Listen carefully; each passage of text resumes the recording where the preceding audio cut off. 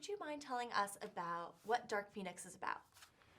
Well, it's about a lot of things, but it's primarily about one of the characters, Jean Grey, being inhabited by another energy that causes her to become very unstable, both emotionally, psychologically, in all ways. And the threat she then poses to herself and the people she loves, her family. Great. And, as someone who's been so personally involved with the X-Men franchise, what is it about the X-Men movies that just make them so popular that they resonate with the audiences so well? I think to me, it's twofold. I think first and foremost, it's at the core of the X-Men is the exploration of being different and trying to find your place in the world. And I think that is a timeless emotional idea and dilemma. And that I think it's part of what has drawn people to the comics and part of what people enjoy in the movies. I think obviously the other part is each of these characters has their own unique abilities and their own extraordinary skills. And in that, not only is that fun to see, but I hope, and I think Simon did a really great job in this one, you end up feeling that the powers are an extension of who they are, of both the best and the worst of them. And I think Logan's a great example of a character who is both a hero and in some ways tortured by the thing that makes him different. And I'd argue that's true of all of them to some degree. It's both a burden and a gift. And so seeing them, grappling with that and then also using that in such kind of fun and entertaining and wish-fulfilling ways, I think is sort of the cornerstone of what makes these things so popular. Brilliant. Couldn't agree more. No, it's great. And then, in your opinion, what would you say distinguishes Dark Phoenix from the other X-Men movies in the franchise? A couple of things. One, we made a decision on this in part in answer to the challenges we faced on Days of Future Past and Apocalypse to do a more single character focused story, right? And in doing that, we also wanted to find a way to do a much more grounded, real tone.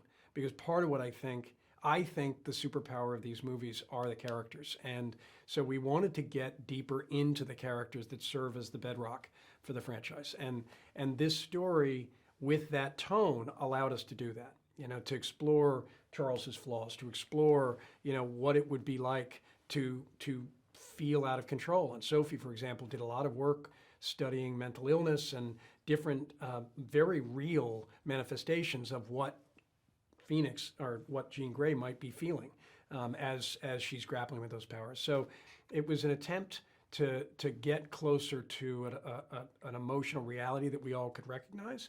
And I think that's a step away from what we've seen before in the X-Men films. No, that's a great point. And I saw several of the interviews where Sophie talks about the research that she did and the amount of work that she went into it. And so impressive. Yeah, it was really impressive. And it was something, she jumped in with both feet right out the gate. Mm-hmm. The first conversation, it was clear to Simon, she's all in and she never stopped. So it was extraordinary to watch and really gratifying because I felt like, she was a teenager practically when she first came to us. And, the idea watching her grow on Game of Thrones and then subsequently watching her grow through this film has really been exciting. Couldn't agree more. She's great. She's brilliant.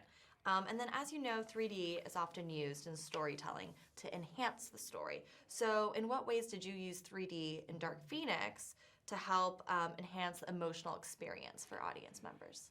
For us, it's mostly about immersing the audience in the world. It's not, we tried not to use it in any way to shock or surprise or do some of the things that you can do with 3D or we've seen done historically. And, I think Cameron really set the bar for how to use 3D as a way to make it more immersive. And in this case, in our immersion is to get close to the characters, what they're feeling. So the hope is that in 3D you get to inhabit the realm and the world of the X-Men more intimately than you otherwise would in a film that generally is attempting to be a bit more intimate and not be quite so spectacle driven. Right. I mean, you're in it. So why is Dark Phoenix then made to be seen in real 3D? Look, I think the people that love 3D love it because it's the ultimate cinematic experience. And so, the opportunity to see any of the characters you love, or go to worlds, or go to space, in 3D is hard to beat.